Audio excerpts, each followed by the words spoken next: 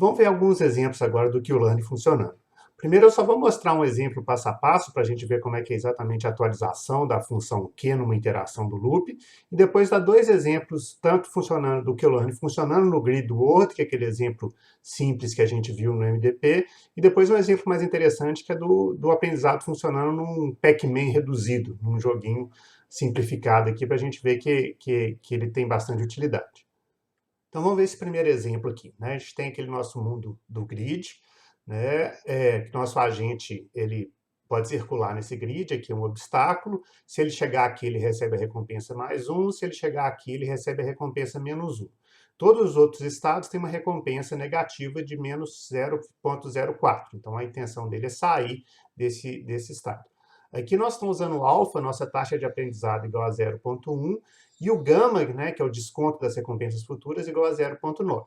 Então, nosso agente supõe que ele está nesse estado aqui, e aí eu vou começar com esses valores aleatórios. Supõe que a nossa distribuição nesse momento aqui está dessa forma.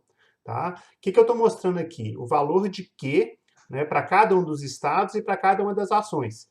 Então, o valor de Q para esse estado fazendo essa ação, a ação up, é 0,3. Aqui é 0,00.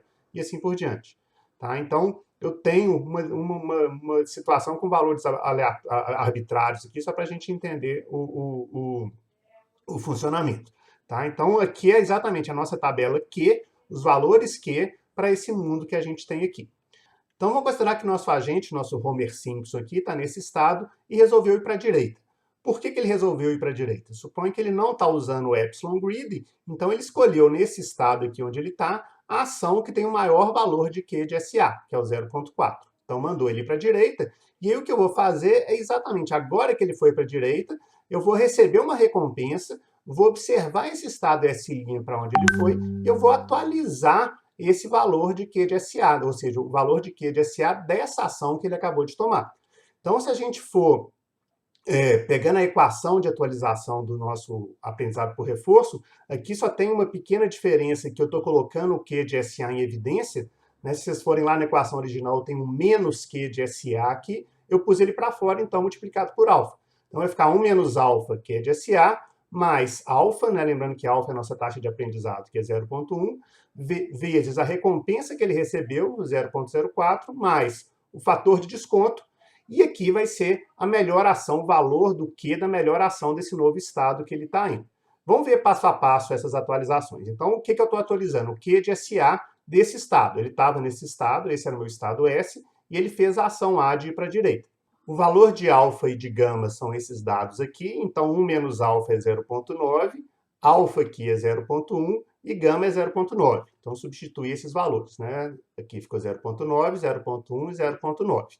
Continuando, então, agora quem que é o Q de SA? O Q de SA é o valor antigo do Q de SA, que é esse 0,4 aqui, e quem que é a recompensa? A recompensa foi quem ele recebeu, o valor da recompensa que ele recebeu aí para esse estado. Então, é menos 0,04. Então, atualizei, né? Menos 0,04 da recompensa, 0,4, que era o valor anterior do Q de SA aqui.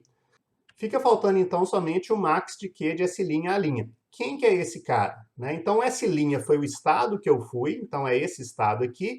E quem que é a melhor ação desse estado? É essa aqui, ir para a direita. Então, eu vou pegar o valor da ação, tá? Que tem o valor máximo de Q de SA nesse estado, que é o 0,7 aqui.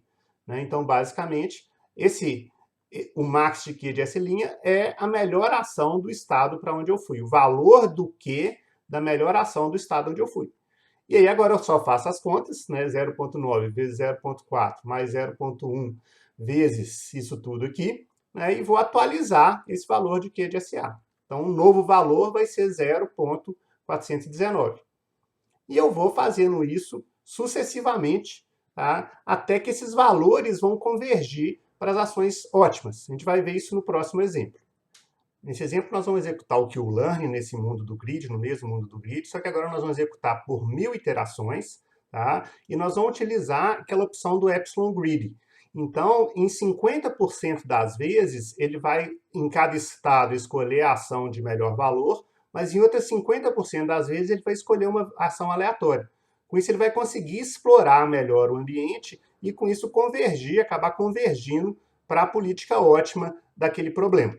Então, deixa eu colocar para executar aqui. Nota que no começo ele vai estar explorando o ambiente, né? Então, o agente é exatamente essa bolinha azul.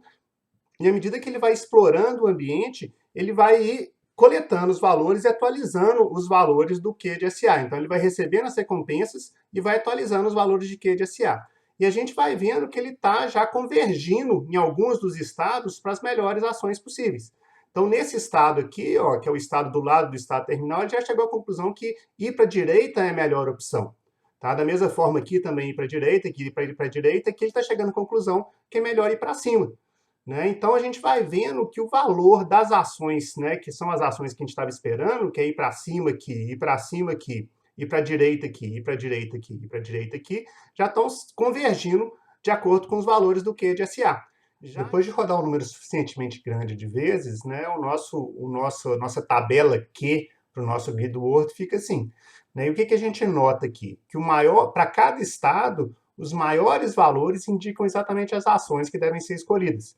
Então, nesse estado aqui, apesar de estar quase um empate, mas a melhor ação é ir para cima. Nesse outro estado, também, a melhor ação é ir para cima.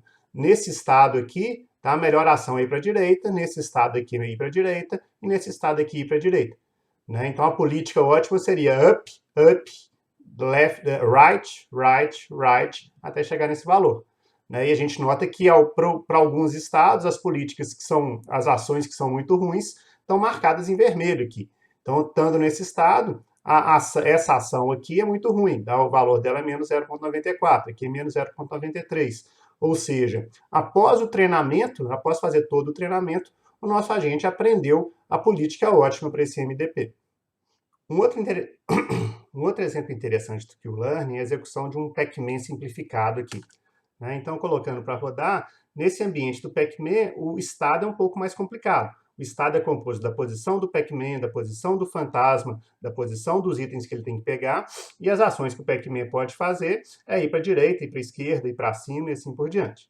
Tá? No caso aqui, eu estou fazendo 20 iterações de treinamento e a gente está vendo que o Pac-Man não está aprendendo muito por enquanto, não. Tá? Em todas as iterações de treinamento que a gente está fazendo, o Pac-Man está perdendo. Né? O fantasma está chegando e está derrotando o Pac-Man aí.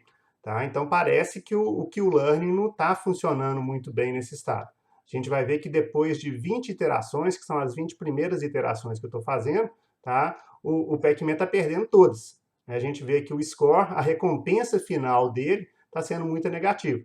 Né? Então, em todas aqui, ó, se a gente estiver na janela do prompt aqui, em todos os treinamentos que eu estou fazendo, o Pac-Man está perdendo, tá? E está perdendo com um valor ruim de score. Tá? Então, considerando todas as opções, todos os treinamentos que eu fiz, todas as execuções de treinamento, ele perdeu em todas. Mas se eu rodar um número suficientemente grande de iterações de treinamento, nosso Pac-Man vai começar a aprender. Né? Então, aqui agora eu estou rodando 2.000 iterações de treinamento. Eu não estou mostrando a interface gráfica para ele poder rodar mais rápido o treinamento, tá? Mas a gente vê aqui pelo prompt que ele tá fazendo, tá? Então tá na 900, está na 1000 aqui, 1100 e assim por diante. E a gente vai ver que o reward dele está crescendo. Cada vez que ele está treinando, a cada 100 episódios de treinamento, o reward está cada vez melhor aqui. Então dá a impressão que ele está aprendendo. Então depois dessas 2.000 interações de treinamento, a gente vê que o Pac-Man já ficou mais esperto. Né? Ele está conseguindo agora ganhar do fantasma. Ele até fica provocando o fantasma ali, esperando o fantasma chegar depois para ele poder andar. Ou seja, dando um número suficientemente grande de iterações de treinamento, o nosso Pac-Man conseguiu aprender a melhor política em cada estado.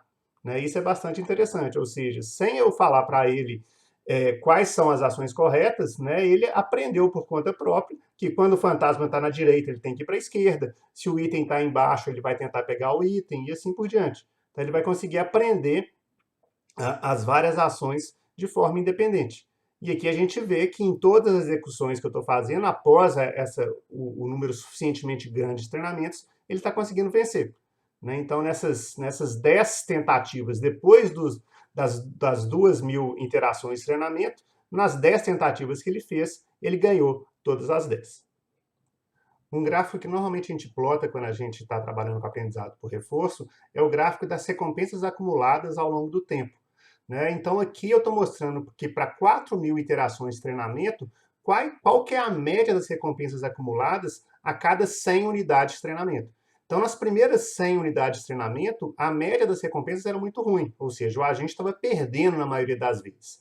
À medida que eu vou aprendendo, a gente vai vendo que as recompensas vão melhorando, né? Ainda tem umas quedas, tem umas variações, mas a tendência é sempre essa, ou seja, à medida que você dá mais tempo de treinamento, né, se seus parâmetros estão setados de acordo e o algoritmo está funcionando de acordo também, tá? A tendência é que as recompensas, né, vão convergir para um valor ótimo. É o que está acontecendo aqui, ou seja, depois de mais ou menos 1.500 unidades de treinamento, tá? As recompensas já estão com uma média lá de 250, 300. Né? E o Pac-Man está conseguindo, mostrando o quê? Que o Pac-Man, depois dessa quantidade de treinamento aqui, está conseguindo ganhar mais do que perder.